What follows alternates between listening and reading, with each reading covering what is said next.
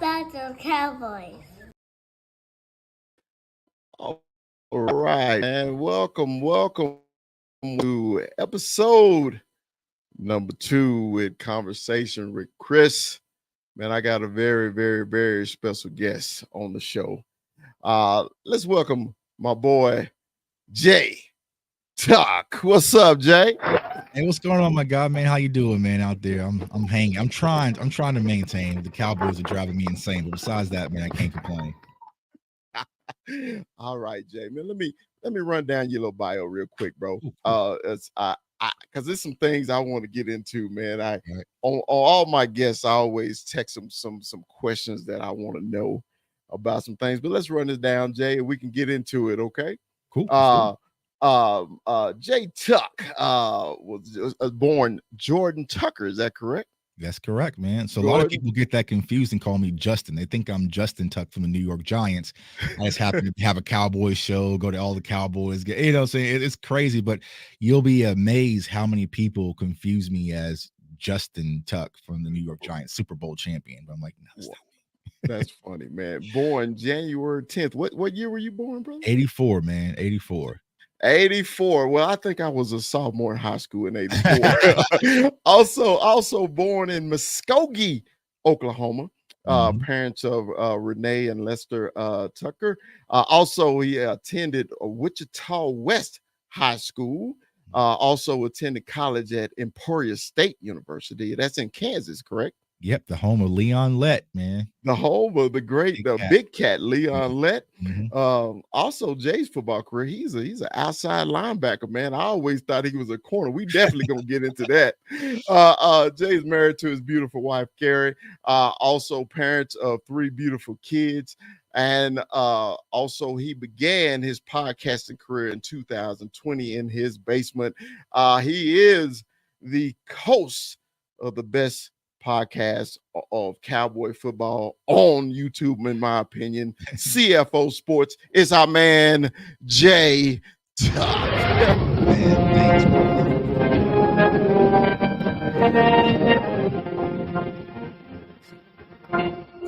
Jay. I appreciate that. I am so excited, man, that you're here, bro. We met. I think, Jay, when did we meet? I think our first time we met was at a Cowboy game. It was tailgating. I was walking down the sidewalk, and I said, "Man, that looked like Jay Tuck right there." And I came up and introduced myself because I know I was with our UK Cowboy fans, and we had stopped, and of course, you guys got a great relationship also. And I stopped and I met you, man. I was like, man, he's just like he is on his show. Just a genuine cat and loving the Cowboys. And I want to ask you, man, my first question for you, man. We're gonna get into life, but I'm gonna ask you, when did you fall in love with the Cowboys, man? Good question. So honestly, I think it was the 95 season, primetime Deion Sanders. Now, I was raised as a Cowboys fan out the gate from my mom, you know what I'm saying? I had Emmitt Smith posters and, Troy Aikman, everything really on my wall, because she was a huge Tony Dorsett. That's my mom's favorite. Like, she'll freak out over Tony Dorsett, right? So I was always raised Cowboys fan, but, I was kind of younger during the glory days, so I really didn't understand it. But when primetime Deion Sanders came to Dallas, that is when I really just started sitting down and wanted to watch for myself. I'm like, okay, right, the Cowboys are on, I'm watching because of this. So, I would say probably around that 95, 96 year is when I really became a Cowboys fan and really started to bleed blue and silver. But I was always born into it, man. I couldn't get out of it because being an Okie from Muskogee in Oklahoma, there's no professional sports team. So that is inside the Cowboys footprint. So there's a huge Cowboys fan base in Oklahoma, as we all know. So I had no other choice but to be a Cowboys fan. A lot of my cousins here in Kansas City, my favorite cousin, he was always a Chiefs fan. The Chiefs really didn't appeal to me.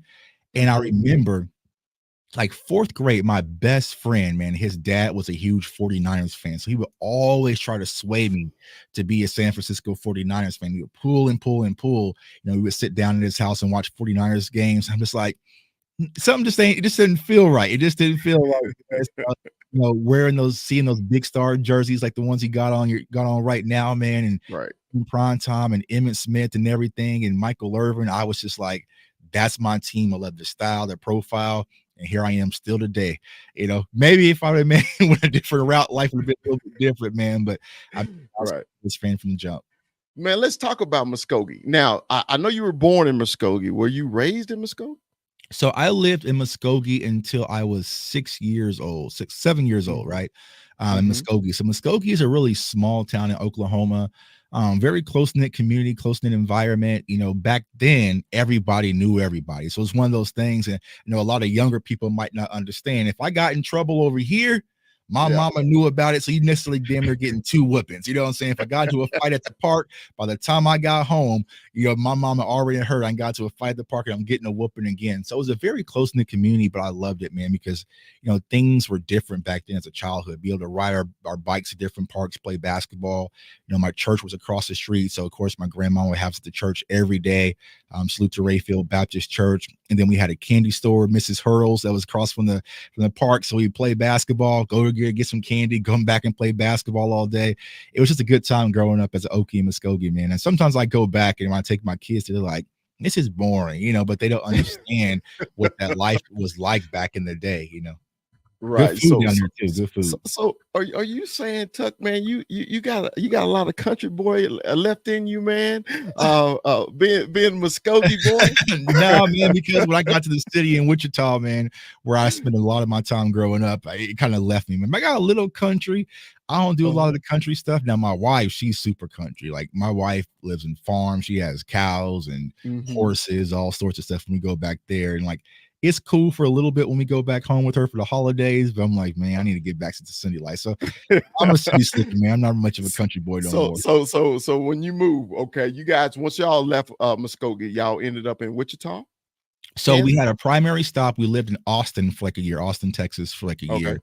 And then we went to Wichita, where I grew up pretty much from second grade all the way until I graduated from high school. Okay. What did the parents do? So my mom, she worked for the state of Kansas. So she's been there for what, till 2020. She left there and moved down to Dallas. So she worked for the state of Kansas. And my dad, he was a former football player, but now he's an engineer. So he played in the NFL a little bit, kind of a practice squad guy, got bounced around. And then he's an engineer now in Dallas as well. So both of my parents are now in Dallas. Man, and see that's why I wanted to get into conversations, bro. I had no idea your dad was a former NFL player, man. Mhm. That had to be some kind of exciting as a kid, man, to be around other NFL players, and stuff like that. Do you have any memory of that? Not really, to be honest with you, man. So crazy story. I didn't see my dad. I didn't grow up with dad. I grew up with just my mom, Mm, right? My mom, my aunt, and my grandma. I didn't meet my dad until I was 27, 28. okay. So we're kind of closing that gap on that relationship now. Me and my dad talk daily, but as far as growing up back then, it was just me, my mom, and my aunt and my grandma, and they are the ones who really took care of me. I had a few uncles. I come from a big musical family, man. So I'm not sure if you ever heard of Rudy Love and the Love Family. Okay. If you ever listen to American Gangster, Hmm. the soundtrack, right? There's a song by Jay-Z and it's called Sweet. And you hear that dun dun dun dun dun dun dun dun dun dun Yeah. dun. That's my Yeah. uncle, my great uncle Rudy on the guitar. So they sampled Kanye West and Jay-Z sampled my family's old song and put it on the album. So back then, like that was just like the Yes. pinnacle, Yes. music, man. So I come from a musical background. So I was raised by my uncles, my aunts, my Hmm. grandma, cousins, and everything. But I didn't meet my dad. So I was like 26, 27, something like that. So Man, we got a similar story. I was raised by my stepfather. I have his last name, mhm, and I didn't meet my father, man. I was 19 years old. I didn't even mhm, know I had another father. I didn't know I had a biological. When right. that's something. And sometimes, man, in the black families, they don't tell the kids the whole Mhm. truth until they're adults, and then you find out, and you're like, God, I hope I didn't date a cousin. you Right, know. right, yeah. Like, yeah, exactly. You know, and it's kind of weird, man. And then when I played football against my brothers, man, I didn't even know they were my brothers in high See, school. very similar to me, right? So I have a younger brother and a younger sister. They're actually were twins, born Hmm. the same year I was born, and I didn't find out about them until I was like 28, 29. Yeah. So it was just like randomly, it was the weirdest story. I got a call from this random number, and normally, I don't pick up. So it's like, but something just said, pick up the phone. And like, Right. hey, is this Jordan? I'm just like, yeah, who is that? That was a bill collector. I was getting ready to hang up. She was like, this is your sister. I'm like, is it like my friend who I've called a sister before? Like, what is Right. going on? And she's like, no, it's my sister. I tracked you down and found you, and you have a brother. And I'm like, what's really going on? So we started talking. So it was crazy because the first time I met my brother at my dad's house, it was like, we started talking. He's kind of like the little, awkward moment.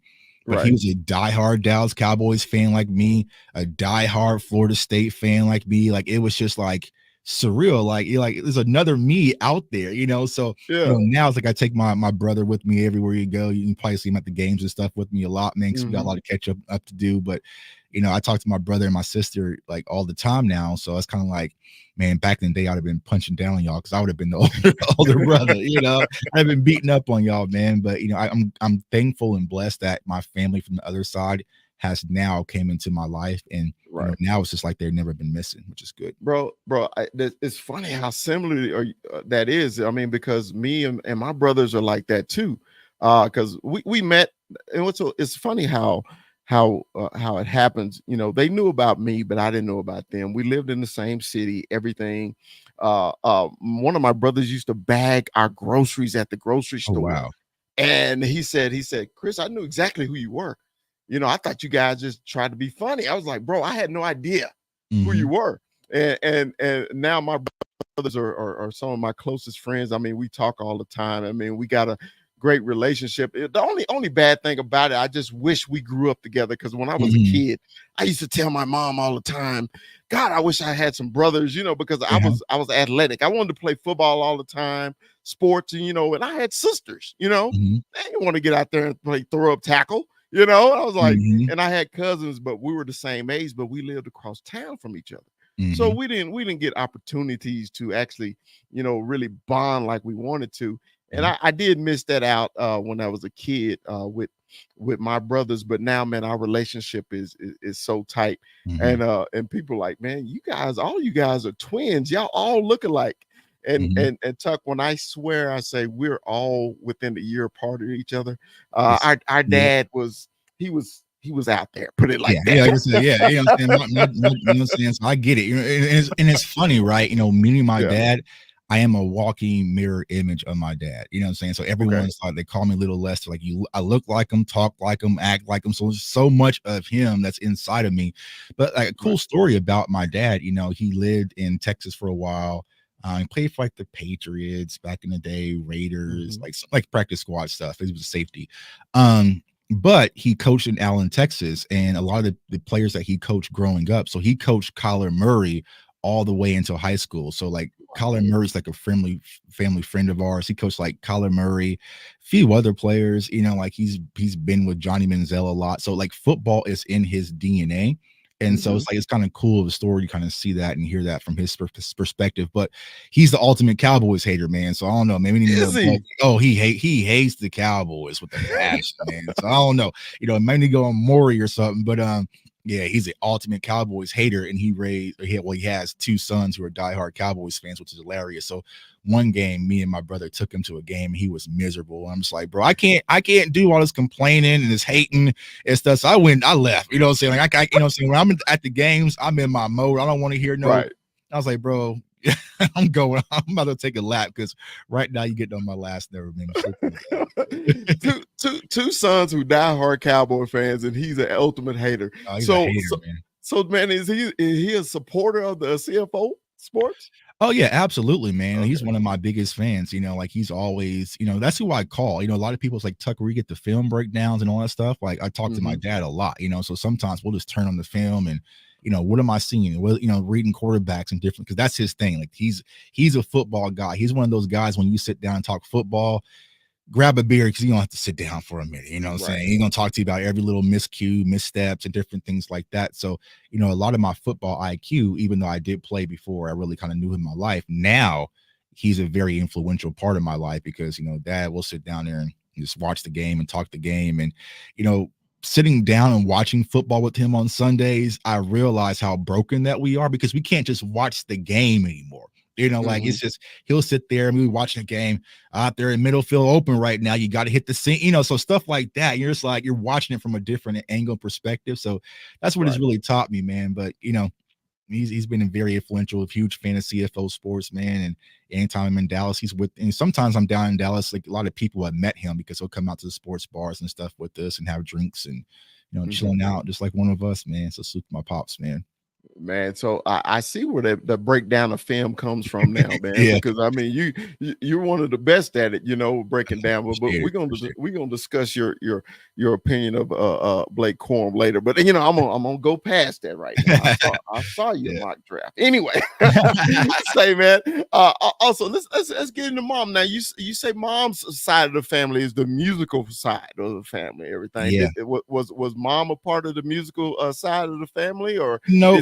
Just a part of that? Nah, my mom doesn't have a musical bone in her body, right? You know what I'm saying? So, but like all my aunties and uncles, they had it all. You know what I'm saying? Because our group in the family side, it was what 10 of them, 11. Apologize if I'm, saying it was a lot. You know what I'm saying? It was a lot, large family, and so they all have the music genetics. My mom didn't get anything. You know what I'm saying? But where my mom, salute to Mama Tuck, she really raised me to be tough. So a lot of my attitude, my confidence, my swagger, even though I have my dad's DNA in me, comes from my mother. When I played basketball, coming up, because I didn't play football until my senior year of high school.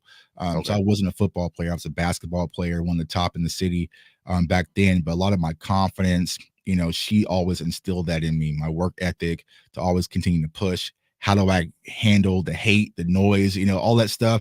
My mama Tuck raised me at a younger age. So if you ever see me at a Cowboys game, you're always going to see my mama right there next to me. A lot of people like, who do you go to games with? Like my mama, what I'm saying? She's right there next to me almost every game, and cheering me on and even watching my channel and supporting and sharing the content and the comments. It's my mom right there, man. So she's been my rock since day one, her and my aunt and, my grandma. Those were, my spine, man. And yes. People. God, man, I'm telling you, man, you preaching to this story, man. It's basically like how I was raised. It was my mom and she had 5 sisters, man, and I was always over the aunt's house and everything because they had sons. So my cousins, that's who I hung out with, and that's how I try to learn how to play football. And I had one cousin named Jeff. He's passed away. And I used to go to my Aunt Dot's house. And as soon as I walk in the door, my cousin Jeff would just square off and just punch me square in the chest. Bang! And I was like, you're a little kid. You can't breathe. And like, man, why do you keep hitting me, every time? He said, Chris, we ain't raising no punks around here. We're going to be tough wherever we do, So, man, memories like that, man. But then you would figure as a kid, I wouldn't go back over there, because I know I'm going to get punched in the chest and beat up on. Where was I every Saturday? I was at his house. Just because, man, I was just like, man, hey, this is the closest bond I got as brothers. So I'm gonna have to take this little butt whipping real quick.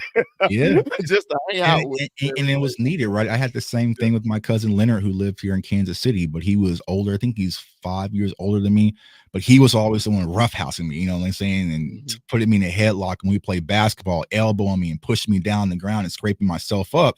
But he was teaching me to get tougher, right? He was teaching me to get tougher. And I remember the one summer when I kind of hit my growth spurt and starting to fill out a little bit. And man, when I was in the paint and just dunking on him and pushing him down, like he was like, that's what I've been teaching. That's what I'm getting you prepared for.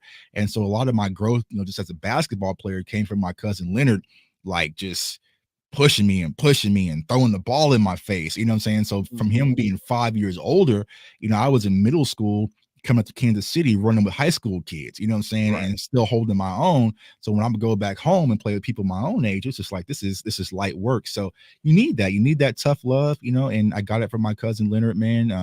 Salute to him because he was always like my idol. Like everything I wanted, he did I wanted to be like my cousin Leonard, besides being a Chiefs fan. He was a diehard Chiefs fan, but that's the one thing I didn't pivot on, which is crazy because his dad still works for the Chiefs as well. So, Wow. but back then it was just like we would go to the stadiums and we would go to Kauffman Stadium, which is the Royal Stadium, and his dad would tour us and we would see like, Derek Thomas and, saying, but it's like, that's not my team. You know what I'm saying? Like, it's not my team. I mean, it's cool, like, meeting all these great players, but I'm a Cowboys fan. So Right. So let's talk about your time, man, at Wichita West High School, man.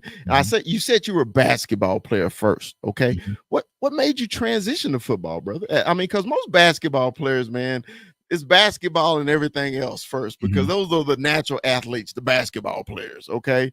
Because football, every basketball player that came out to play football, it was natural to them.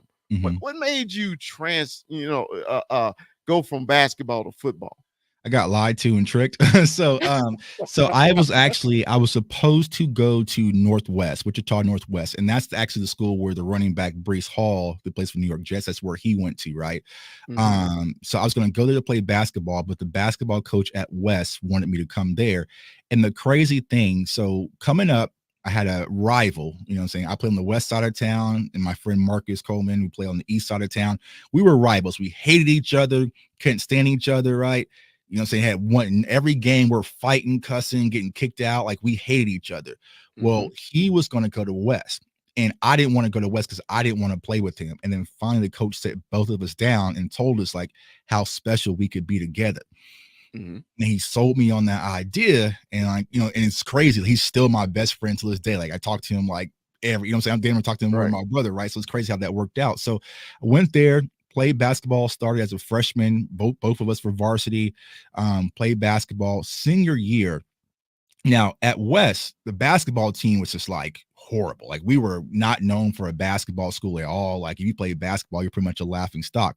We were a football school. We were a football school and wrestling. That's where all the top elite players went to West to play football, but I just wasn't a football player. Well, Coach Sharts comes out. He was like, man, I need you, because he saw me playing like flag football, like this team sports class that we had, like a gym class, basically.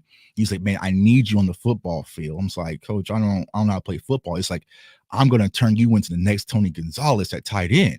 And I was like, well, I like Tony Gonzalez. You know what I'm saying? Like, that was kind of fun. You know what I'm saying? So he's like, man, it's like, so he had me out there running routes. It's like, I had like a 37, 38-inch vertical back then. So he's like, I'm just going to throw the ball up to you. You're going to go get it. We're going to make you special. And I was just like, all right, you know what I'm saying? I can rock with that. You know what I'm saying? I could be the next, because I watched Tony Gonzalez. Funny, when he played at the University of Cal, he played versus one of my favorite basketball players in Paul Pierce at the University of Kansas. And they kept talking about how he was converted basketball player. So I was like, okay, well, maybe this can work. So I get out there, and all of a sudden, and people think I'm lying, I'm like, bro, this is, I don't know much about football, but I'm not tight end. He had me playing left tackle. And I'm just like, this is not what I really signed up for, right? And so all like camp, I'm just like, bro, I'm not getting running no routes. I'm not getting no passes thrown out. He's like, oh yeah, we got you. We're gonna cross train you from both. Okay, well, so why am I still with tackles? So we had this thing called Midnight Madness, and back then it was like the first day you could put on pads, and like the news, like our school, like it was a big old thing. Like, everybody would come out at midnight to watch us put on the pad. And back then we had this thing called the dog pound. I'm not sure if y'all can do dog pound anymore, you know what I'm saying, because kids are so spoiled these days when it comes to football. So pretty much you line up mano collision, drive each other until the whistle. You know what I'm saying? It's very gruesome. I love it. It's one of my favorite drills. Well, preparing for Midnight Madness, we go in the locker room, we see who our matchup is, right? And I'm just like, okay, well, and I look and I see my name, I see Tucker, and I see my guy Emory Buncombe. Now, Emory Buncombe was the top linebacker, not in the city, but in the state of Kansas. Like, he was recruited by Michigan State, like he was that dude. And I was like, how the hell did I draw Emory? You know what I'm saying? Right. So like, hell nah. So we go out there, he calls us up, Buncombe, Tucker. I'm just like, God damn, like, there's people out there, there's girls out there, like, bro, what are we doing? So the very first play, I go with Emory, bam. He draws me into the ground. He pushes my helmet off. He's like slapping me and kicking me. The whole crowd's going crazy. And all the players are like, yeah, let's go, Emory. He's soft. He's a basketball player. He's soft. And my coach Sharks, he's like, you better figure this shit out, Tucker. And I said, all right. And like I had tears in my eyes. Man, that very next play, I drove off that ball so damn hard. I picked him up and slammed him down. And he was like, that's it. That's our tackle. And then it kind of worked. So that's how I got into football. Went out there, made all city left tackle my very first year playing, made all state, second team. And then was just up since there, man. So he just wanted to get that rage out of me. And that's why he put Emory on me, man. And once I got that rage out of me, it was just up. Like I can just, like, I would literally line up, y'all. And I had no idea who to block. My left guard, so my guy Sam would say, "You got 55." That's all I need to know. Just tell me who to go block, bro. I'll figure it out. Is it Rip call or Liz call? I don't know all that. Just points the number, and I'll just go do the rest, man. But now, since I know football, I understand what he was doing because we ran a lot of counters, and I would pull a lot. I was pulling, getting outside, hitting those safeties and those corners and those outside linebackers. And once I get revved up, I can move a little bit, man. So salute to Coach Sharks for finding that little nugget in me, man. Man, he turned you into the water boy. Yeah, man, he really did. He really did, man. But me getting in bed, I remember just grass all in my face and helmet and getting my helmet slapped and news camera. I was like, oh hell no, man. That very next play, man, I fired off that line like my life was on it. And when I got up on them shoulder pads and lifted him up and drove him down, and then everyone came and was like hit me on the helmet and everything, and you see girls clapping. I'm like, okay, this is it. Now, how did you transition to outside linebacker? Okay, because you're built. You look at you think, okay, Tuck was a corner, maybe safety. Darren Woodson type. How did you end up being an outside linebacker? Yeah, well, I stripped some of that down, man, because I don't need all that size. So transition. I played tackle at in high school. Right, that's the only position I played. I caught one touchdown pass on a tackle eligible that went for 75 yards. When I finally got the ball in my hand, I took off and scored a 75-yard touchdown because I was not going to be stopped. And come to find out, one of my teammates, he lined up all sides because I was ineligible, right? So got it canceled. But that was my only claim to fame. But when I got to college, so I had recruited by a few different colleges, JUCO universities as well. Me personally, I didn't want to go to a JUCO because it's like my grades was like, I was like a 3.8 student, you know what I'm saying? So I was like, my mom's like, she wasn't going to play. Like if I got a C, she was just like, you're not playing today. You know what I'm saying? So she was always on me about grades first. So I had a few recruits from a few community colleges. There was a university in Southwestern, which is about like, I don't know, maybe like an hour away from Wichita. So they were going to recruit me to play football and basketball. So me and my best friends would go there to play football and basketball.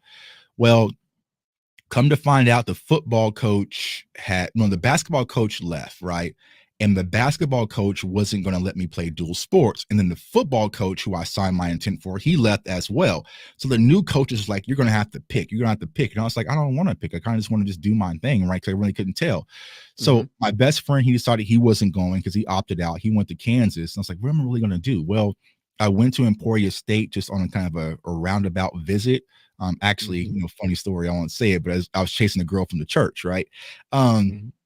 Kissing girl from the church, went to Emporia State, ended up saying last minute, listen, I want to go to Emporia State. My mom was like, why? It's like, I just want to go there. So went to Emporia State, but my high school coach sent the college coach my film, was like, we need him on the football field, right? So like, okay, cool, I'll play football then, right? Went out there, very first day, the white uniforms were for the offense and the black uniforms was for the defense. Okay, cool. Maybe me being dumb, I'm finally going to play tackle or maybe play a little fullback, not tackle, but tight end and play a little fullback in college. They hand me a black jersey. I'm just like, I'm offense. And they're like, no, you're not offense, you're defense. And so I went to the coach like, yo, what's going on? They gave me he's like, oh, no, you're playing defense. I'm like, I never played defense. I'm like, bro, what is going on? Right. So went out there, played linebacker, and I remember I spoke to my guy Anthony Whetstone. He was like 6'7", 360, you know what I'm saying, from Hawaii, like a big like offensive tackle. In the very first play, I come off the edge, and he just like pancakes me. And I'm just like throwing my helmet, and my coach is like, what's wrong? I was like, see, I don't play defense. Like, y'all got me out here looking stupid, you know what I'm saying? So I was like, he was like, listen, you play basketball, right? I was like, yeah. He was like, you're faster than him, right? I was like, yeah. He was like, you got more agility than him, right? Yeah. He's like, all I want you to do is shake and cross him up and get to the quarterback. And I was like, that's it. He's like, I don't want you to worry about the run. I don't want you to worry about anything. Just shake him, cross him up, get to the quarterback. All right. So very next play, come off the edge, outside step, inside rip, right to the quarterback. He's like, that's it. That's all I want you to do. I was like, oh, okay. Well, I can do I can do that. So from then, it's like that's how I started playing outside linebacker. Started putting a little bit of weight, doing the summer and late weightlifting and constantly, the regime of college football is a lot, the regiment, you know what I'm saying? Because Right. you're in class, you have film, you have weights, you Mhm. have practice, you have study hall. It's just like, okay, it's a lot different from, the high school level, but, I started to bulk up a little bit and I could put my hand in the dirt. I could rush from the outside and then it was kind of up from there. So that's how I got tossed from offensive tackle to outside linebacker in college. So you were the original Michael Parsons, basically. I wasn't like Micah. I wasn't like Micah, you know what I'm saying? Because I kind of had some Micah traits because I wanted no parts of the run game. You know what I'm saying? Like if Right. they started double teaming and pulling and chipping my way, like, nah, I don't want none of that, no parts of that, man. But on third down, if it's 3rd and 8, you know what I'm saying? You got to drop back and pass. Okay, let's go have some fun. Like that was my thing, man. But yeah, I didn't want to be battling in trenches and taking on double teams and all that stuff. That wasn't my That's funny, man. Because I'm a former center and left tackle, right? So yeah, I just saw you out there, and I was like, oh, that's some fresh meat out there. Yeah, he just want to rush the passer. my biggest thing I hated, man, was getting cut blocked. That was like my trigger in my head. When you would come around and pull and chop me or cut my legs, man, it was up from there, man. In one game, I got kicked out because a center, he came and like chop blocked me from the side. And I just saw red and just kicked him in the face, man. I was like, bro, just stay away from that's my only request. Stay away from my knees, man. You know what I'm saying? Stay away from my knees. But you centers and tackles think that's just hilarious, just chopping somebody down. And but Tuck, your demeanor, bro, I don't even see rage in you no kind of way, bro. But I tell people, I say, football players have switches.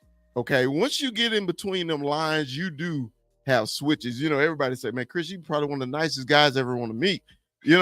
But I'm an offensive lineman that Eric Williams is my favorite Cowboy of all time because he was nasty at the offensive line. And once you play football, man, you gotta have that demeanor because I hate to use the word punk, but you don't want to get punked on the field. That's number one. Because they're gonna pick on you, and you've been in them film studies in college when the coach finds you getting your butt kicked, and he'll rewind that tape over and over and over. Man, I was in college, man, and they used to our coaches used to call me Rosie because they said I looked like Rosie Greer. So I messed up, Tuck, on this play in the game. Oh man, I just forgot to call and I messed up. And the coach had the clicker back then in the early late 80s and the 90s. He had a clicker, right? So he would just click it and he said, look at Rosie ass. Look at Rosie. Look at Rosie. Just back and forth, like, look at Rosie. I was just like, when it's on film, that's the worst thing ever. It's the worst, man. You sit in that dark room and people don't understand. Like when you watch the film, like it's dark. You know what I'm saying? It's quiet. There ain't no music. Like you're just sitting there and you watch your false step or your bad play over. And what is this, Tucker? What is this? Yes. What is this? What are you thinking? Like, bro, I don't know. You think this is acceptable? No, coach. What's your like? I get it. No answer is correct. No answer is correct. It's just like, what do you want, man? So like over and over, man. But salute to my guy, Coach Byrne, man. He's still a good friend of mine. He had me watching in college a lot of Terrell Suggs. Like that was the guy that he was trying to. Now, of course, I didn't have that size of Terrell Suggs, but I just loved how Terrell Suggs was kind of that versatile, edge rusher that can do a lot of different things, man. But when you make a mistake in film, bro, it's just like, I get it, bro. Get over it. And then you do a good play. It's like, good job, Tucker. Okay, next, I'm like, oh, no. I want you to rewind and slow play that one. Like I was saying, can we not rerun that one 100 times? Like, no, man.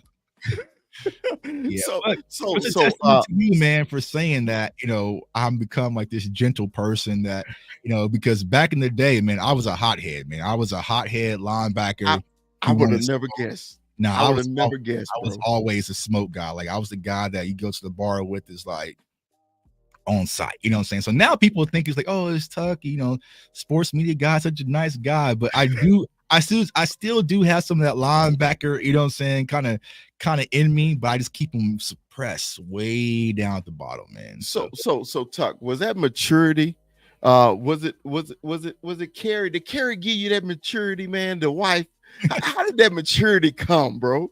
Nah. It actually came before I met my wife. So I knew my Mhm. wife in college, and she wanted zero parts of me. Like she Okay. was because I was the guy everyone was like, stay away from. You know what I'm saying? Like it was Okay. that bad, right? So she knew who I was. We knew who each other was, but back then I was not prepared for a woman of the caliber. Because and it's funny, right? So when people like who went to college with us see me and my wife together, like we're like the Bobby and Whitney of Emporia State. Like we have Okay. head, crazy, fighting in the clubs, always in the club, doing whatever you want. You know what I'm saying? Like guy Right.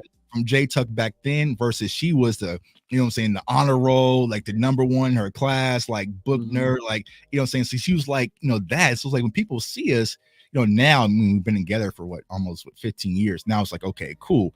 But back then, it was a no. So, you know, I really calmed down and kind of just grew up as I got older, right? Because I realized a lot of things that I was fighting for, or, you know, the people who I was fighting for wasn't that important, man. I had a music career, so I was doing a lot of music, man, and it was kind of out in the Mhm. streets and stuff like that, and kind of learned a few hard lessons where I was like, nah, I got to pivot because it's not the life and the way I want to go. And then ultimately I just grew up, you know, and things kind of just slowed down naturally for me. And then once I got myself together, then it was a way I could approach my wife because how I met my wife, my best friend had came down from Dallas, and he was like, "Let's go out, man." I was like, "No, I don't want to go out. I want to kind of just chill." Right? It's like, no, he's like, "No, let's just go out." And I went out and just walked by my wife. I walked past, like, and she was like, "Oh, you're not even gonna say hi to me?" I was like, "Who the hell is this?" And she's like, "Oh, you know, from college." So we started talking, and then it was just like, bam, she realized I was different, you know, and then Uh-huh. everything. But it's funny, like even with that, people were like, stay away from him. He's no good. Like I'm not a 19-year-old, 20-year-old kid anymore. Like I'm a grown Right. adult, you know. So it's like I've changed a lot. And salute to my wife for like seeing that change in me and having the courage to still stand by me still to this day. And now I'm peaceful. You know what I'm saying? Now I'm hella Mhm. peaceful. I really don't want no smoke unless it comes to, like, my family or something. But you know, Right. I had to change for the betterment for her and raise my standards for her. But now it's easy peasy because she's my rock, she's my spine, she's my backbone. That's awesome. Now, I know you got 3 kids, boys or girls or both. So I have one daughter. Mhm. She's graduating this year, and two boys. So All right. Graduating this year, huh? graduate, man. And so it's crazy, right? It's just Uh, to have many me's. And the funny thing about my daughter, she is like the female version of me, which is scary to know there's gonna be a female version of me like on the loose uh-huh. here, you know. So my daughter, man, so to my daughter, she's incredible. She does a lot of great things, super proud of her, getting ready to graduate. We're gearing up for prom. So I'm not sure if you saw it online, but I'm not gonna be at the draft this year because come to find Yeah. out the high school just announced that prom is going to be the same weekend as draft. I'm like, God, you know, Yeah. You so I got to got be there. Yeah. You I got to got be to there. get her Yeah. ready for her senior prom, but also my middle-aged son, he's getting ready for his junior prom. So I got to be there for my Okay. boy, you know what I'm saying? So Yeah. Yeah. getting them ready. And then I have a 13-year-old. He's kind of my youngest. He's like my, you have all those kids, but then you have a kid who's like your best friend. And that's my Mhm. youngest, man. You know what I'm saying? Yeah. JJ. He's your ride or die. He's your He's ride or junior, die. man. He's junior. You know what I'm saying? When they're off, you know, doing all the stuff with their friends and stuff on a Friday night, he's the one like, let's go to the movie ourselves, Dad. Let's go, you know what I'm saying? Let's go play some video games or something else, Dad. You know what I'm saying? So Right. that's my little BFF. I love all my kids, man. They definitely helped in that maturity and growth. And, you know, Mhm. everything I do is for them, you know, for me to send them pictures of me at the Super Bowl, covering the Super Bowl, and they're like, "I'm proud of my dad." Or, you know, when I met Ninja at one of the tailgates, they like, you know what I'm saying? Like I became like the coolest dad, man. So I always just try to show my kids like never set limitations on your life. You can be anything you want to be. Try different things. You know, if I never would have tried this podcasting thing back in 2020, who knows what my life would have looked like. So, you know, just by me pulling out my laptop, it changed a lot for me. So I always encourage them to do, you know, sky's the limit. Always dream big. Right. So, is the daughter going off to college? She's Has she going off to chosen a college. school? She's going off to college right now, and I don't know because she's pulling her dad, right. She's waiting last minute. As of Mhm. right now, BYU is in the lead, so she wants to go to BYU, but also it's between Baylor, BYU, and some other school in like Florida. Is it not not not UCF, USF. So Okay. she's like considering like those 3 schools, but I'm like, we need to decide. You know what I'm saying? We need to decide. It's March, you know what I'm saying? Like, we need to decide, you know what I'm saying? Because she's trying to wait last minute. So, but as of right now, BYU is in her lead alongside Baylor. So if Dad had a choice, where would it be? She would be a Jayhawk. Okay. She'd just be a Jayhawk. You know what I'm saying? She'd just be a Jayhawk and go to KU. You know what I'm saying? That's why I thought like I would have one of my kids, but she's anti-KU for whatever reason. And I think it's because a lot of people from her high school is going to go there. So she wants a different experience, you know, and plus KU is what, 15 minutes from here, so I can still get to her. You know what I'm saying? So she want to get away. You know, she want to get away from she wants to get away, man. So, you know, it's one of those things. But for the most part, man, she wants to go to possible KU. But you know, maybe I get one of my kids to go. I know my mom, she's a Oklahoma State alum, so she wants to get one of my kids to go to Oklahoma State. She tried to get me to go to Oklahoma State. I almost went. Try to play basketball for the late great Eddie Sutton, but didn't go. So she's determined to get one of her grandkids to Oklahoma State and be all right. Now I'm confused now. Okay, I know you're a big K State fan, but you always scream Florida State University. Which one is it? Which one is your favorite school? Is it KU or is it FSU? It's Florida State football, KU basketball. That's how I am. You know what I'm saying? So that's how I split, because, you know, back then when I was trying to get into football, my uncle was trying to get me into playing football. And it's kind of great because I got to tell the man the story was, you know, I was never really into football as far as playing it. But then he was like, you can be the next great Charlie Ward. And I was just like, who's Charlie Ward? He's like, oh, he's a football player and a basketball player. So I started watching Florida State. So that was my big introduction into college football, you know. So I started watching Charlie Ward, and when to my guy Mike Tagg, we got to interview him. It was kind of cool telling him that story, like, you're the reason I'm a Florida State fan. So I grew up a Florida State football fan, but also Paul Pierce, who played for the University of Kansas, like he was like one of my favorite college basketball players who I kind of just watched and mimic and went to his camps. And, you know, I would be in the backyard, like practicing his moves and watching his, you know what I'm saying, his game, trying to learn everything like Paul Pierce. So I'm kind of split where it's like KU basketball and then it's Florida State football, but also, you know, I'm kind of starting to grow partial to KU football because I work for them now, you know, so they gave me my first opportunity to cover college football for the university. So I'm a little partial there, but I still bleed nose when it comes to football. But KU basketball, March Madness is typically my favorite time of the year, but they're not so hot this year. You know what I'm saying? So they might get packed up, man. So that's how I'm kind of split, man. Yeah, because everybody know I'm a Michigan fan, right? Uh-huh. You know, I was born and raised in Texas, and this year was of course exciting. My niece actually attends the University of Michigan also, and and they were like, asked me, man, how in the hell are you a Michigan fan and you were born and raised in Texas? I said, oh man, that was simple. I was 7 years old. My uncle came home one day and gave us t-shirts, and mine had the helmet of the University of Michigan. There you go. And the next thing you know, you'll see it in the background right there. Mm-hmm. That's what you'll see. Yeah. You know, hey, and I've been a Michigan fan ever since, man. I just fell in love with the helmets. And you know, as a kid, you that impression, you know what I mean? It's kind of like with you with the Cowboys, you know, when you were younger, it's that first impression. And my ex, she always teased me about the grandkids because I always get the grandkids Cowboy stuff and Michigan stuff all the time. She's a Steeler fan. And she said, Chris, can you give me one? I said, no. Right. No. I said, no. No way.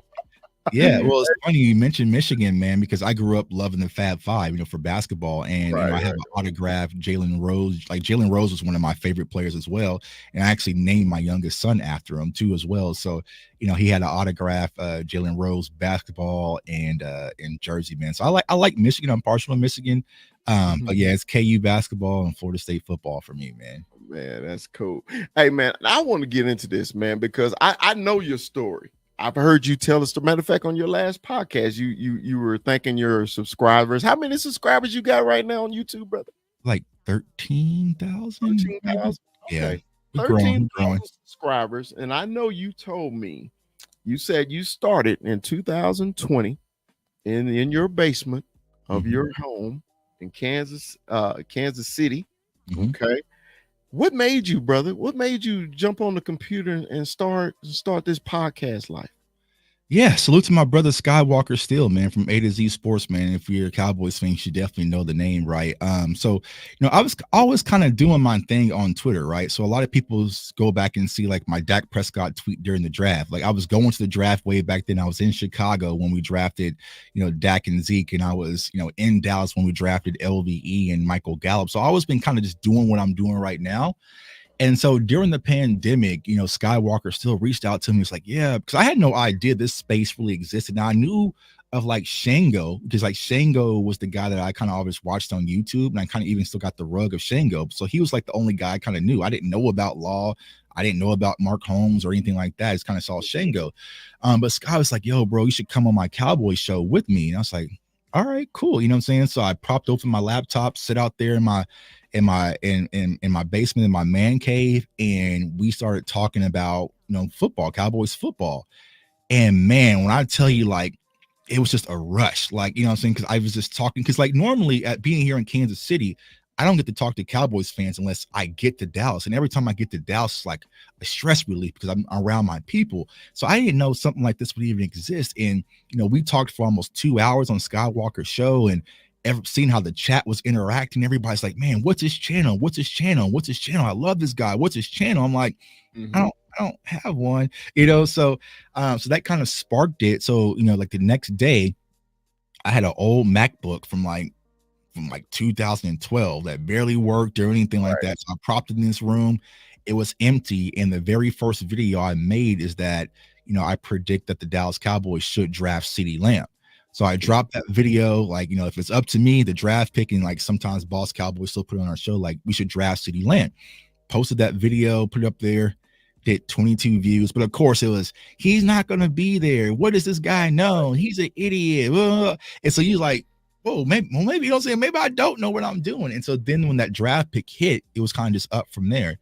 And then slowly, like, I just started building my brand. So dropping videos, nonstop videos on Twitter, Facebook groups, everything kind of built what you see today. But, when I built my brand, I wanted to be different, Chris, because, I sat back, and I always tell Cowboys fans this. I was on the other side of the fence. So what I mean by the other side of the fence, I was just like people who might be watching this channel or might be on Twitter, and you're trying to reach out to the media people and try to find solutions about your team.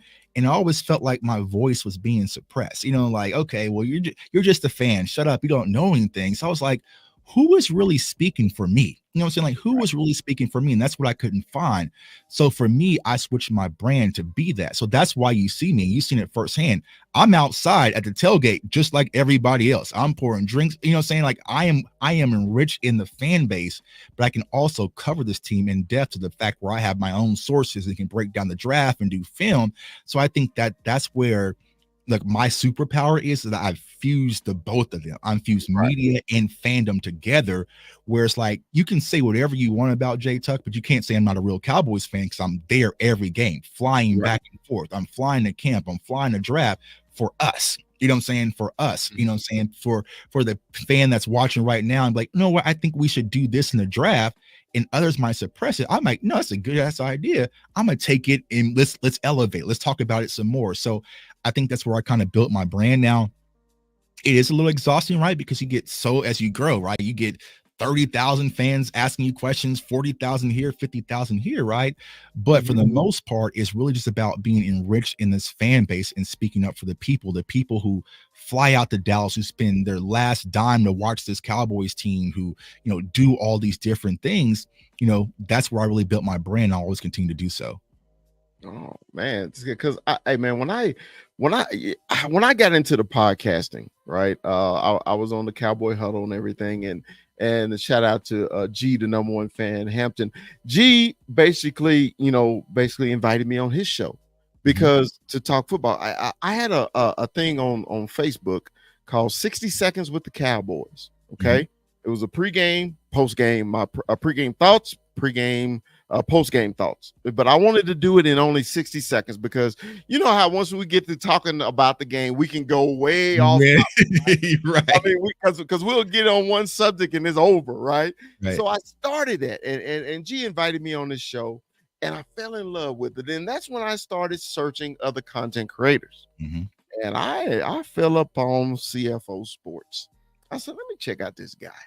And that's exactly what I said. I'm gonna check this guy out, you know, because as Cowboy fans, we think we know more than everybody. Right. So let me see if he knows what the hell he's talking about. Okay. And I sat there, Tuck, and I was listening. And I was like, fuck. I was like, okay. Damn, I ain't think about it like that. Mm-hmm. Oh, I didn't think about it like that. And see, that's why I love content creators, because you may think one way about your team, and when you get another perspective from someone else, and you be like, I didn't think about it like that. And you know, it changes. So that's why I love following you. I love following Law. You know, my brothers, the Can fans, my UK Cowboy. I love following them because everybody has a different perspective on the Cowboys. Okay. And the way you break it down, I was always that numbers guy. Also, I was that draft guy. Man, I was at the Cowboys draft too. I mean, I was there. Everything to me had to be a numbers thing. I had to see it on paper. Okay.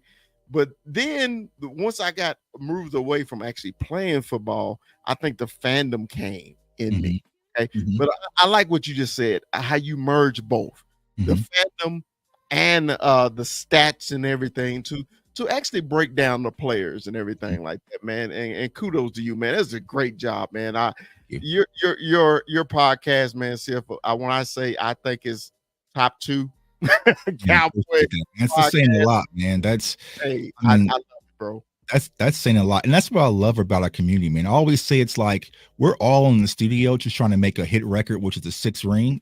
That's what we're all chasing, right? We're all chasing that hit record. So, you know, sometimes it's like you're in the studio, you might say, Chris, you know what, maybe you should change the drums a little bit or change, you know what I'm saying? So then I started thinking, okay, well, maybe, you know what I'm saying? Maybe he is right. Let me turn up the bass a little bit more. Maybe Law needs to, you know what I'm saying? Like maybe ball. And so we start taking these different ideas because we're all trying to find out what's best for our team. And I always tell my community, it's not about me, it's about us. So sometimes I might be watching draft film and somebody might say, Chuck, you need to check out this dude, or I'm like, okay, let me go check him out. Like, it's not just like I'm the say all, end all, be all. Like I always tell people in my draft community, mute me. Don't even listen to my draft analysis. Watch the film for yourself and form your own opinion. So I'm encouraging independent thought, man. So I love our community. It's one of the best, you know, communities out there, just not even just when football, just in totality. You know, salute to Mark Holmes and Law Nation hitting 100,000. Like that's not easy to do. You know, it's not easy to do.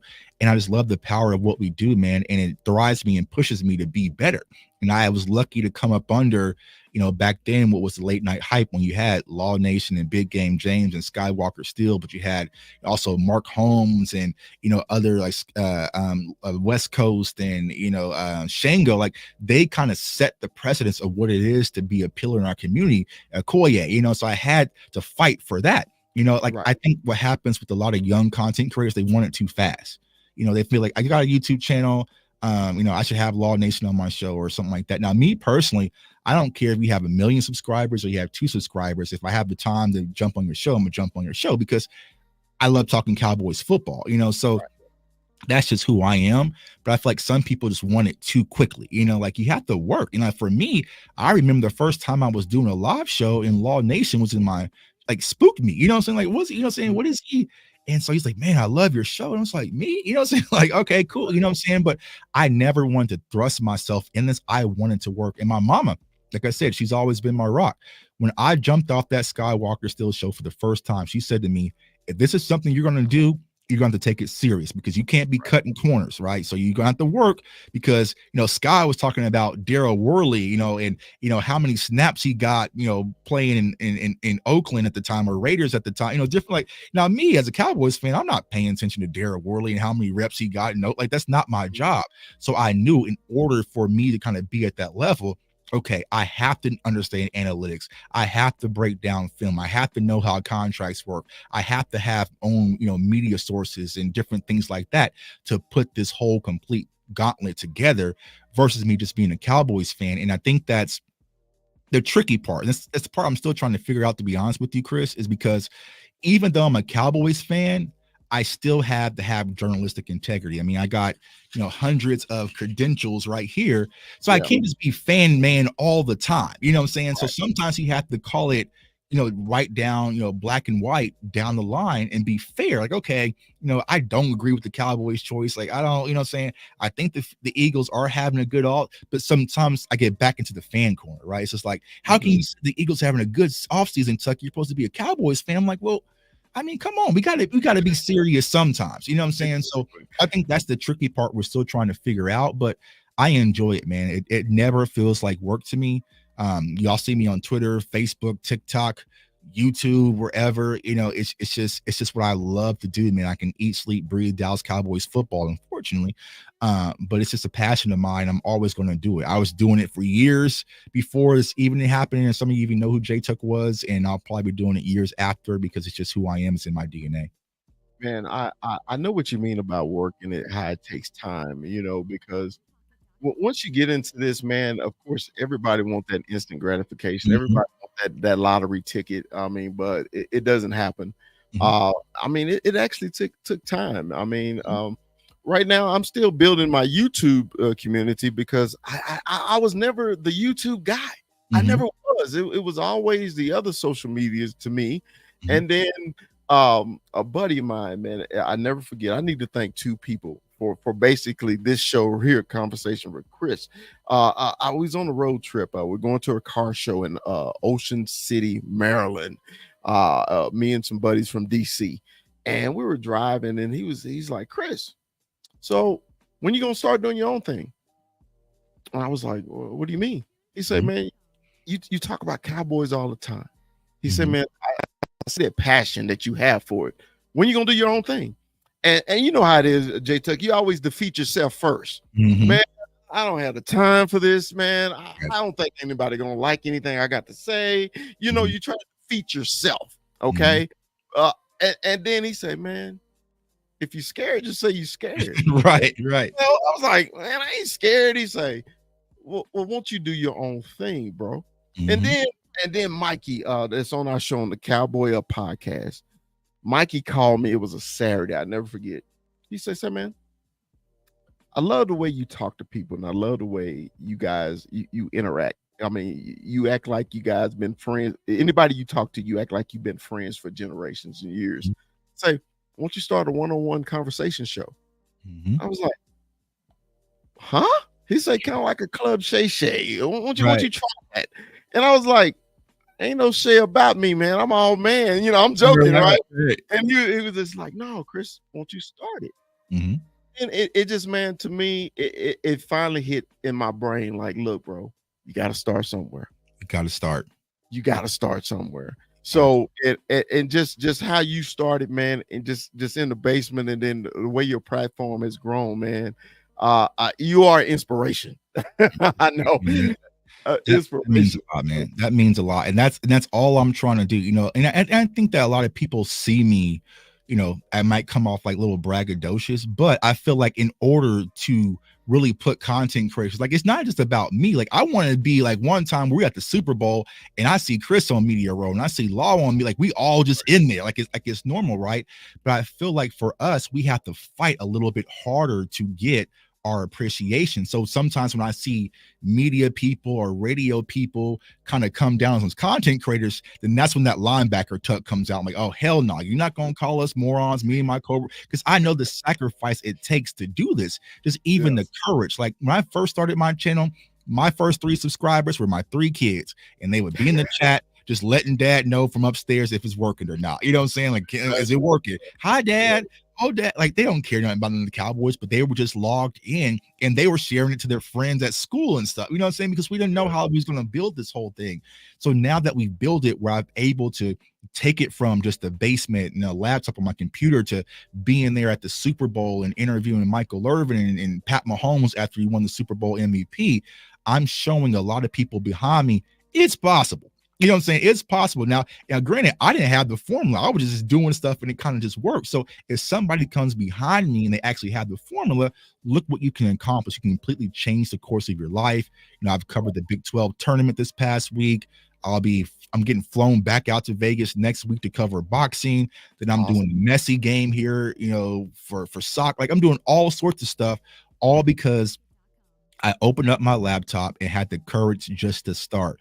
And my message to everybody, if you fail, what do you have to lose? If I jumped off and started that podcast and 8 people watched, well, granted, I could shut my laptop and go back to work, go back to my beautiful family and get back to life. You have nothing to lose besides just having that what if. And for me personally, Chris, I can't live with what ifs. I don't want to be, on my deathbed thinking like, man, what if I would have, oh man, if I would have saw, Chris starting his YouTube channel, all of a sudden he's on stage with Dez Bryant, thinking, oh man, that could have been me if I would have just, and then you start making those excuses like, no, man, like just start things, stay down to earth, build strong relationships, stay true to who you are, right or wrong. And you never know what God has in store. And I'm humbled by all this and blessed, and we're going to continue to rock.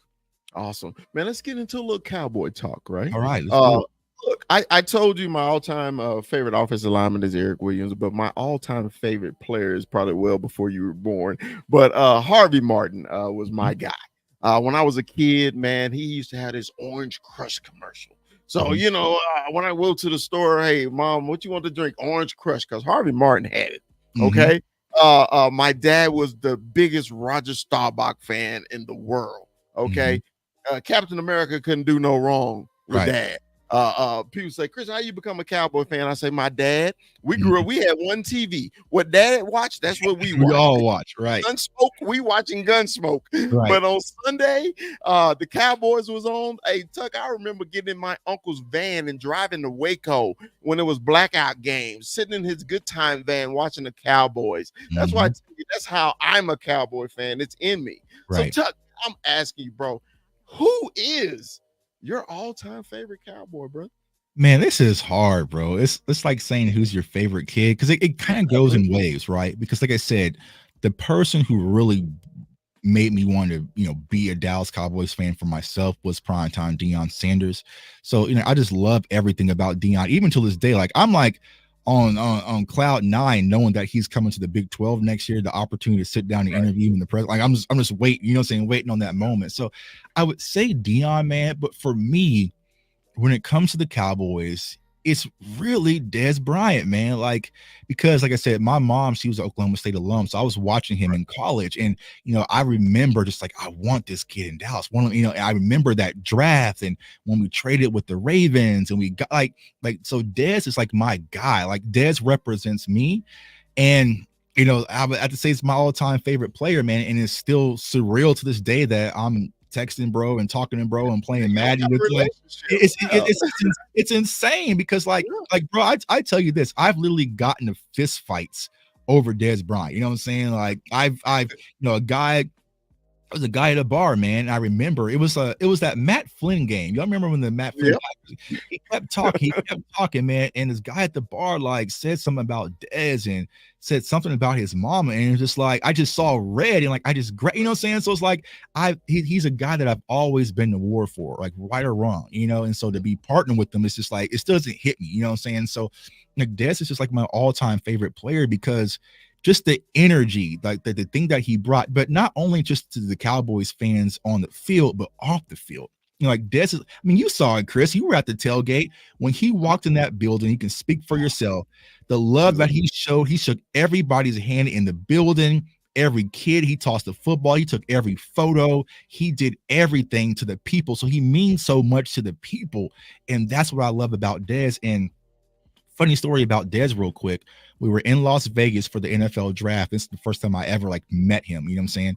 So we're walking through the hotel and my best friend, Marcus, who was my rival, right? He was with me. He was like, there goes Dez right there. And I'm just like, oh man, there goes Dez. And I was like, nah, I can't bother him, man. I can't bother him. You know what I'm saying? So I was like, all right, I was going to walk off, man. And he was like, bro, you've always said if you ever met Dez Bryant, you wanted to ask him this question. Like, this is your only opportunity you might ever get in life. Like, you don't want to live with this regret. I was like, man, I can't. He was like, bro, this might be the only opportunity. So I went over to talk to Dez. I was like, yo, Des, man, you got a quick second, man? I always said if I ever met you, I would ask this quick question. Like, I just apologize if I know you. He's like, oh, man, what you got? And he was like, I was like, the question I asked Des was like, you've had access to Michael Jordan, Jay-Z, and Jerry Jones, some of the three powerful business minds on the planet. What are some of the things that you learned? And he was like, man, how much time you got? He's like, come mess with me real quick. Right. And I was just like, what? You know what I'm saying? So we sat down, we talked for a minute. He gave me all this insight that he's kind of doing, things that he's building on. And then I, you know what I'm saying? I'm like, I'm still in awe. You know what I'm saying? Like, this is my hero. Like, he's right here. You know what I'm saying? Like, he's everywhere. You know what I'm saying? So it's like, I sat down and had a conversation with Des. And then like 5 seconds later, he followed me on Twitter. And it's just been up from then, man. But like the experience that he shared with me, not even football wise, I didn't have a football question. It was just about life and business and knowledge. And so the things that he shared with me, I implement that as a content creator. And I think that's why we kind of merged when it comes to the High Point and some of the personal corner things he's doing. So I would say Des, man. I would say Des is probably my number one, but man, Michael Irvin, like it's a lot, man, because like it's surreal, Chris, because a lot of these guys are like so influential to who I am today. You know what I'm saying? Right. Like, and that's the thing I told Michael Irvin, man, like the Super Bowl, like I was trying not to be like a fan, but it's like, bro, if there was no you, I'm not here. You know, like when Jimmy Johnson went into that Ring of Honor, the Ring of Honor, and I was on the live stream, like I couldn't fight it. I had to cry. You know what I'm saying? Like, I didn't care, bro, because if there's no, my mom, are you crying on cam? I'm just like, bro, these men, this Troy Aikman, this Michael Irvin, you know what I'm saying, and Emmitt Smith, and you know, Moose Johnson and Jimmy Johnson. If not for these men, I'm not here. You know what I'm saying? I don't know where I'm at. You know what I'm saying? So it's just like it's surreal, the impact that these men have on our lives, man. The sacrifices they make day in and day out. It's just crazy, man. So yeah, I cried on live stream. I didn't care. You know what I'm saying? I didn't care for the buck. I let it rip. You know what I'm saying? Hey, bro, when Jimmy said, "How about them Cowboys?" I damn near jumped off the couch and really wanted to go tackle. It was such an emotional game, and then the Cowboys almost tricked it off, right? But it's just like, man, it was. I've always said this, Chris. Like, I would never like abandon the Cowboys, but the one thing that would probably be like, all right, I'm done, if something unfortunate was to happen to Jimmy Johnson and he was not able to get his flowers and see himself going to that Ring of Honor, I would have never been able to forgive the franchise for that. You know what I'm saying? Yes. So now it's kind of out of the way. Now they're getting rid of doing all crazy, stupid stuff right now and getting away with it. They're like, Tuck, we did that, so you're good. But that was the one thing I was like, I would never be able to forgive the Cowboys if something unfortunate happened to Jimmy. He was like, man, he never got to see himself go into the Ring of Honor. So, you know, so salute to everybody, man. Man, that's awesome. Now, Jay Novacek's another one. Jay Novacek's another one too, man. No, see, a lot of people, man, they be sleeping on Novacek, bro. Yeah, they sleep on everybody think Whitney first, and I was like, Jay Novacek is that guy, man. Jay Novacek is that guy. You know, I got to interview Jay Novacek last year, before the Tampa Bay Bucks game. So I got to interview him at one of the events, man, and it was just like, you know, like sometimes as media, right, you got to try and play it cool, but inside I'm like, Jay Novacek, you know what I'm saying? So you try not to fan out, but it's just like, you know, hey, Mr. Novacek, like, nah, bro, this is Jay Novacek, man. So the guy used to run out there in the backyard and, you know what I'm saying, say you are like Jay Novacek is the reason why Tuck's always talking about tight ends, because it was Jay Novacek, you know what I'm saying? Yeah. So, crazy. Hey man, I wanted to thank you probably for one of the funnest times I ever had last season when you got us into the Des party and able to sit there and watch the interviews. I was this close. He only had a few minutes for interviews. I was next in line, but when they cut it, I was like, God, I had some questions to ask him too. Man, I appreciate. I say, hey man, I got the hookup, man. Jay Tuck got me in this party. So, hey, man, if you with me, you with me, man. So like that's what I always tell people, man. If you with me, you with me. I got you. So you know. Hey man, I had such a blast, man, that day. Tailgating with our UK Cowboys and everything, man. It was awesome, and our Can fans, I tell you, man, they something else. Hey, bro, I'm gonna end the show with some questions for you. It's some I call it either or. Okay. Oh, here we go. Here we go. All right. So it's about 20 questions, man. They random. Okay. All right. First question. 1st and 10 or 4th and inches? Are we on offense? So You so don't- what I'm supposed to say? I'm supposed to pick one that I prefer. Pick one you prefer, 1st and 10 or 4th and inches. 1st and 10. 1st and 10. Man to man or zone. I'm a man guy. Okay. Pass or run. Ooh, now you got to think about the Cowboys. I'm a pass guy. I'm a pass guy. You know what I'm saying? Even though I want to run it back in this year's draft, but I'm a pass guy. Offense or defense. Defense. Catch or hit. Hit. Cheer for or be cheered. Be cheered. Ring or Hall of Fame. Ring. Play the game or cover the game. Well, now since I'm old as hell, I'm about to say cover the game, but play the game, man. I play the game, man. Play the game. Play the game. Okay. The mountains or the beach. Beach. Love the beach. Car or truck. Car. Grass or turf. Turf. Indoor or outdoor. Indoor. TV or movie. Movie. Baseball or basketball. Basketball. Beef or chicken. Ooh, I'm about to eat both. Steak. So beef. I'll go beef. This is gonna tell your age. Tecmo Bowl or Madden. Oh man, I love Tecmo Bowl. I grew up on Tecmo Bowl, you know, Bo Jackson, but Madden, man, because Madden's NCAA is about to drop, but Madden, man, I've been raised on Madden, so LeBron or Jordan. Jordan easily, man. So Jordan. So the name is Jordan Michael. So I'm named after Michael, born in '84. You know what I'm saying? There's no other GOAT when it comes to Michael, man. So all right, this is a tough one as a Cowboy fan. Romo or Dak. Dak. Wow. Okay. Yeah. Tom Landry or Jimmy Johnson. Jimmy Johnson. Last question, bro. 16-1 or championship. Championship, man. I got Always. being at the Super Bowl, man, and being on that field and seeing the confetti drop on the Chiefs, man, it sparked me. And I think that's why a lot of Cowboys fans who watch my content were like, Tuck, you're kind of different this all season, because I'm mad, bro. Like it was no work. I mean, it was a good feeling, but to be out there at the Super Bowl, and that's my first Super Bowl I've ever experienced, but it wasn't with my team. You know what I'm saying? So the 49ers fans were walking around, and I'm like, man, this should, you know what I'm saying? Like it drives like, nah, I need to beat, that needs to be us, Cowboys Nation. That needs to be us. And I'm gonna have to raise hell, fire, brimstone to get this team there, whether I gotta do it myself or not. But I need to see that and experience that moment, man. And I think Cowboys Nation really needs it too. And this is my last question. My last question for you today. I saw your mock draft, and I know you guys were discussing running backs. You know, I'm a huge Michigan fan, and I know you broke down Blake Corum. Okay, you know, had a lot of wear and tear on him and everything like that. But this is my opinion. Okay, just my only opinion. Herschel Walker did, Emmitt Smith did, Tony Dorsett did. Had a lot of carries in college, and then they got to the pros. It did not matter. They were bell cows. So, your opinion on Blake Corum again?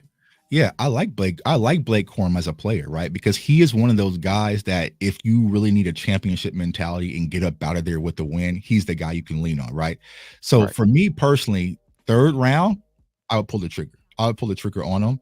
But also what I'm saying is, from the Cowboys perspective, we're not going to use no bell cow back like we think we're going to use anyways. You know what I'm saying? And we're going to give him 30 carries. You know what I'm saying? He'll probably get 15 and split with somebody else. So he's definitely a phenomenal player. I know these Cowboys fans have this weird thing where he's like the same size. No, he's not the same player or the same size as Deuce, man. Like he's not. He can eat a Deuce. You know what I'm saying? Like he's built like an old school running back. And we've seen games where that Harbaugh's just like, you know what, just give him the ball and let's get the hell up out of here with the win. So he's definitely one of those guys that you can lean on. Just me personally, with the injuries and with some of the mileage, a first round pick or a second round pick would be a little bit too rich for my blood. But if he's sitting there in the third round, yeah, pull the trigger and get up out of there. Because I think the Cowboys really need a running back because we sat back on our hands all free agency and let all of them go everywhere, and we didn't make a move. So I don't want to be caught in a situation where we're trying to do running back by committee and get a bunch of guys and throw them out of there. I think from the Cowboys standpoint, we need to go get an entree at running back, like a guy that we know is that main course, dinner, and then fill him with some side douches. If you want to go get some Deuce Vaughn and some different things, kind of throw that on the side, okay, cool. But I need a guy that I know can be that guy, and that will be out of the box ready. And Blake Cornwood could be one of those guys, to be honest with you. So I like him. Just in the third round.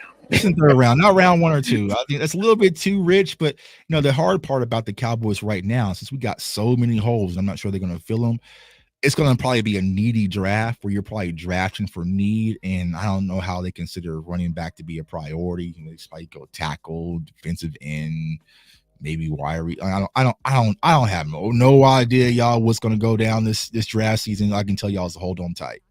All right. Well, say, man, I know people know where to follow you, man. Spit out all your social media, man, for the folks who's watching, brother. Yeah, man. Thanks for having me on, bro. This is great, man. I definitely appreciate it, man. So you can find me on all social media platforms at JTuck151. That's Twitter, Instagram, TikTok if it's not getting shut down. You can definitely find me there. And then my YouTube channel, of course, is CFO Sports. Subscribe to the channel. We're growing at a rapid rate, man. So definitely come be a part of it. We do a lot of draft coverage, a lot of film breakdowns, mock drafts. Just be a part of one of the funnest communities on YouTube, man. So we're growing there. Also, you can find me on the ship, ESPN Radio Kansas City, with my guy Darren Smith every Saturday morning. We'll be doing boxing, all sorts of stuff kind of going on, man. So like I said, just enjoy doing football content. I'm starting a new podcast, kind of like what you're doing now. It's a little bit different, but on Twitch at JTuck151, the Tuck Your Opinion podcast, where we're going to have guys on and talk about a lot of different things, whether it's music, life. My guy DMV jumped on because I realized I built my platform just for Cowboys, content, but I have friends who played in the NBA or friends who've been in movies and producers and record producers. So I can't bring them on my channel and talk about the Cow. They don't pay, you know what I'm saying? So I kind of built that platform so I can start implementing a lot of different people. I think I'm gonna have a guy on soon. We're gonna talk about some mental health stuff just for men's sake. So yeah, come on by, man. Just doing a lot of great things, staying busy, but I love everything that we're doing, man. Keep doing your thing. Salute to everybody in the community. I deeply appreciate each and every one of you. Appreciate it, man. Thank you for joining us, Jay Tuck, with Conversation with Chris, man. Everybody give my man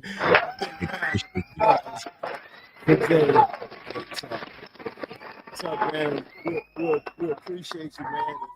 We'll be hooking up soon, man. Thanks for watching, everybody. This has been the Conversation with Chris with Jay Tuck. Peace.